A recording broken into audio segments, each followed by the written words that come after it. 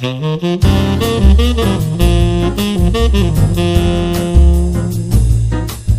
I'm visiting with Erin Tutcher, winner of the INNOVATION+DESIGN's Best of Show for her entry, Ella Fainting Couch. Erin's work has been described as both playful and bold.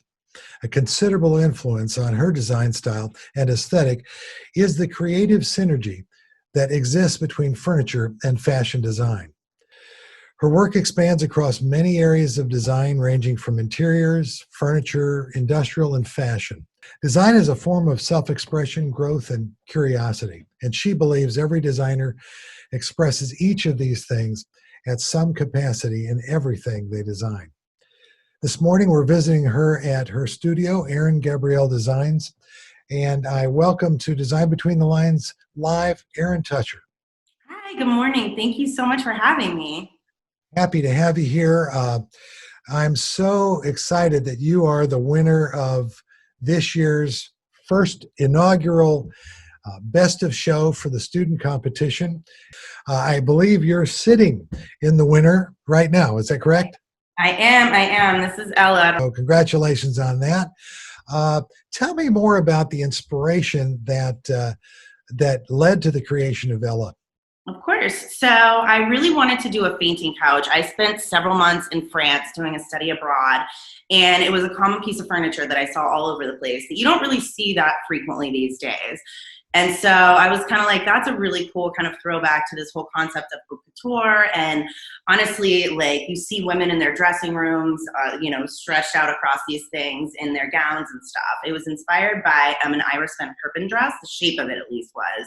Mm-hmm. And I kind of wanted to put like a contemporary spin on it. So instead of having it be asymmetrical with just a back, I wanted to have it be two, but kind of create this like sloping form. Our judges just were frankly in love with this piece. They really thought it had a lot of immediate applications to the industry. I mean, literally, this could go on a showroom floor. You mentioned earlier when we were talking off camera that you have other pieces. So one of them is behind me. This was a part of the collection. I don't know if you guys can see that. Yes, a wonderful mirror, yes. And it mimics the shape of the couch. I don't know if you guys can. Yes, we can see it. Yeah. Yeah, so they go together. And that piece was also, again, inspired by fashion. I kind of wanted it to be really edgy and kind of have like intricate angles and such, and just kind of complement the couch very nicely. What's the material it's made out of? It's made out of ash, actually. I had it CNC'd, but I did a really unique finish on it. I'm sure you can probably kind of tell it has a weird pearlescent finish. Yeah, very beautiful. Ash, so it's got this it almost looks like tiger stripes. Wonderful. Yeah, so that piece, it was a very unique piece for sure. Yeah. Now, a collection, was there another piece in addition to these two? So 37th Street is this piece, which I'm sure you can probably see the fashion element in it. I wove together, it was an acrylic frame, which in retrospect, I probably would not make the frame out of acrylic, but I wanted to find a way to weave and make it like a flowing gown, but also kind of have this edginess of like kind of looking like a table saw. Yes. And so I flew to New York for a day, went to Mood Fabrics, bought the leather because I was being very specific about the type of leather that I wanted. I didn't know what it was, but I knew that I would have like endless options if I went to New York. Did that, figured out how to weave it into the frame. And it was actually Fred's suggestion to use leather, because originally when I made it out of cardboard and designed it, it was like, all right, how do I do this out of wood? I had like probably 3 or 4 weeks left to get it done in the quarter. And so I was like, okay, I've got to find like a quick and easy solution to this, but something that still gets that across.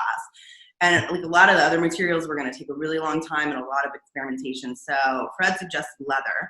So I went and got the leather, and then I literally wove it in. It's hand studded all the way around. If someone out there that's going to be watching this wants to get in touch with you, how would they go about that?